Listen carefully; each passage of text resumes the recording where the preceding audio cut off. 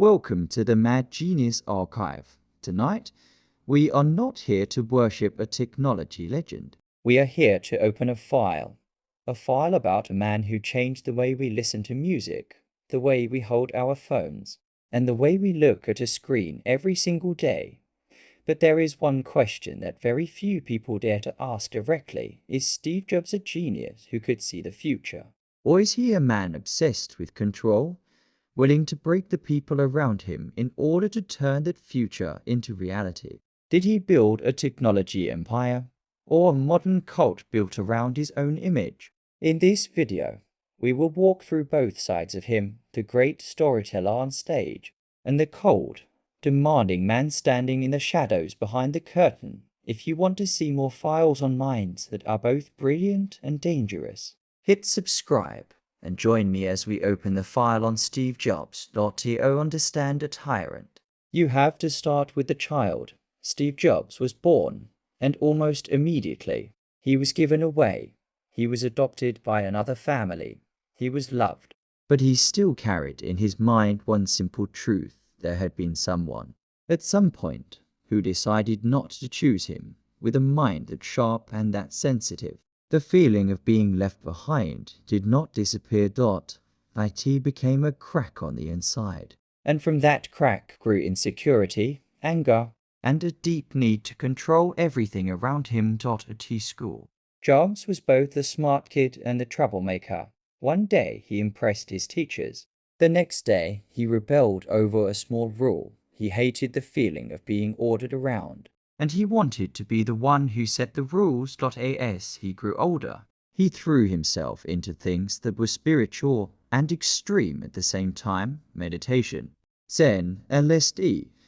Not only because he was curious, but because he wanted to see the world from a higher level, in a way that was not like the normal crowd. And somewhere along that journey, he discovered a dangerous weapon. If he believed in something strongly enough, repeated it often enough, and refused to accept any other answer, other people would start to see the world the way he did.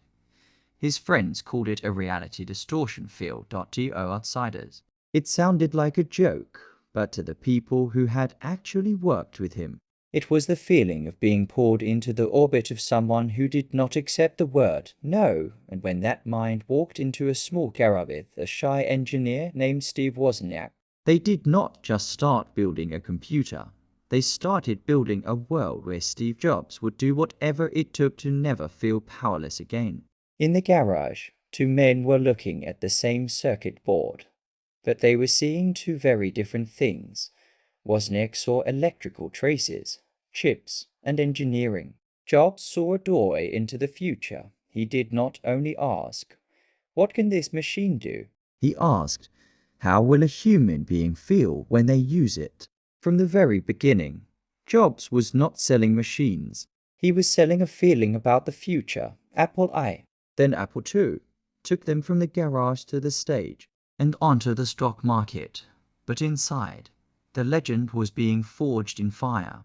Not in kindness. Jobs could look straight at a product and say, "This is garbage," then ask the person who made it why they were still standing there. Some people were crushed. Others say they did the best work of their entire lives only because he pushed them past every limit they thought they had. In Steve Jobs' world, there was no grey area. Things were either insanely great or they were useless. Then came Lisa the ambitious computer. And Lisa, the daughter he refused to acknowledge for many years. He named a strategic product after his daughter. But in public, he claimed it was just a coincidence. Just an acronym.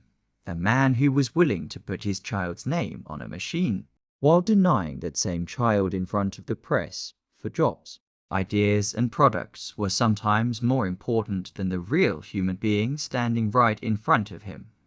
Apple grew fast. Money started pouring in. His ego expanded. And the shadow became harder and harder to hide. A question began to appear inside the company. Can a company survive for long under a leader who only sees the world in black and white like that?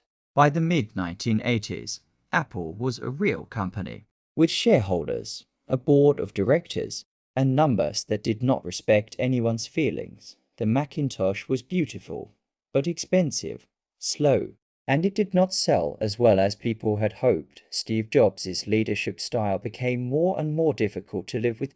In the boardroom, his personal charisma could not save one bad report after another. The board had to choose between the simple and survival. Apple chose the company and removed the man who had given it a soul. Steve Jobs walked out of the building that had once been his domain, like a prophet being thrown out of a religion he himself had created. But he did not disappear. He founded next a new computer company with machines that were beautiful and powerful, but far too expensive and far too early for the market. It was a commercial failure. But the operating system at Next would later become the foundation for macOS and iOS. At the same time, he bought a small studio that would later become Pixar. For years, they burned through money, struggled, and nearly vanished. Until Toy Story was released, the first full-length three-dimensional animated film, which pushed Pixar to the top of the world, even in exile.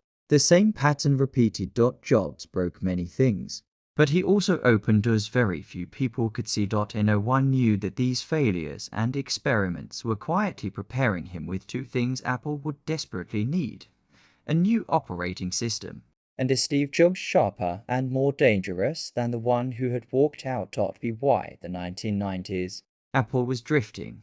The product line was messy. The brand was blurry, and the future was unclear. In a risky move, Apple decided to acquire Next. Along with that deal, Steve Jobs returned. At first, he came back as an advisor. Very quickly after that, he was back on top.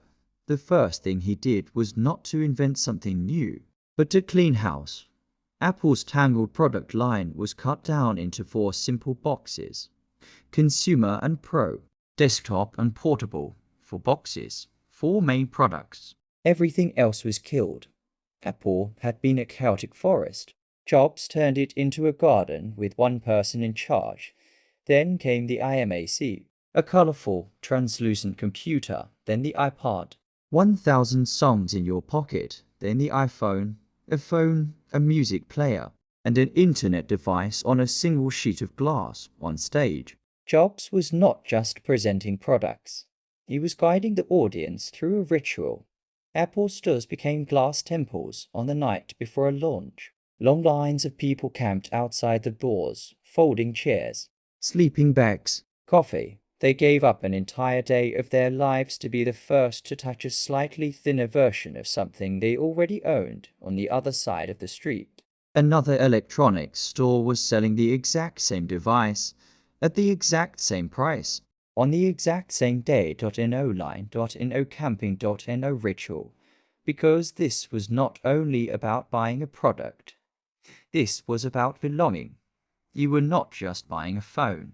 You were confirming that you were an Apple person. When you step into an Apple store, you were stepping onto a stage that has been carefully set. The white light is tuned to make everything look just right.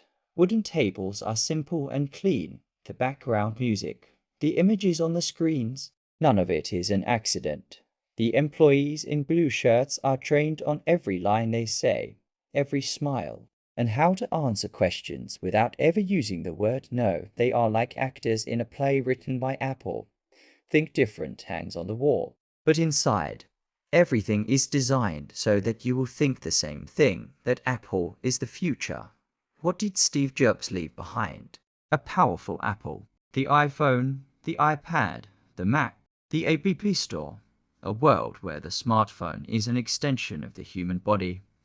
A new standard for design, experience, and storytelling in technology. But there is another legacy, a darker one. Many people looked at Jobs and learned the wrong lesson. If I am brilliant enough, if my product is great enough, I have the right to treat people badly, shouting insults, burning employees out, all of it wrapped in words like demanding, passionate, and high standards. We remember the quote, "Stay hungry, stay foolish." But very few people talk about the ones who were left hungry, exhausted, and left behind so that Apple could move forward. So what is Steve Jobs, really? A genius or a tyrant? The uncomfortable truth is that he was both. He bent reality to turn the impossible into the everyday, but he also bent people until they broke. The world received objects that millions of people cannot imagine living without for a single day, and the price for those objects was paid mostly by the people closest to him. Maybe that is the true nature of a mad genius. The miracle belongs to the crowd, and the scars belong to the ones who stood near. You? What is Steve Jobs? a misunderstood genius, a power-obsessed tyrant, or both, wrapped in the same black turtleneck. If you want to see more files on minds that push humanity forward, while also dragging it closer to the edge, hit subscribe to the Mad Genius Archive. Leave a comment with the next name you want me to dissect: Elon Musk, Oppenheimer, Turing, or von Neumann. And if you know someone who only sees Steve Jobs as a cute, inspirational quote, send this video to them. This is the Mad Genius Archive. The Steve Jobs file is now closed, but the questions it leaves behind are still open.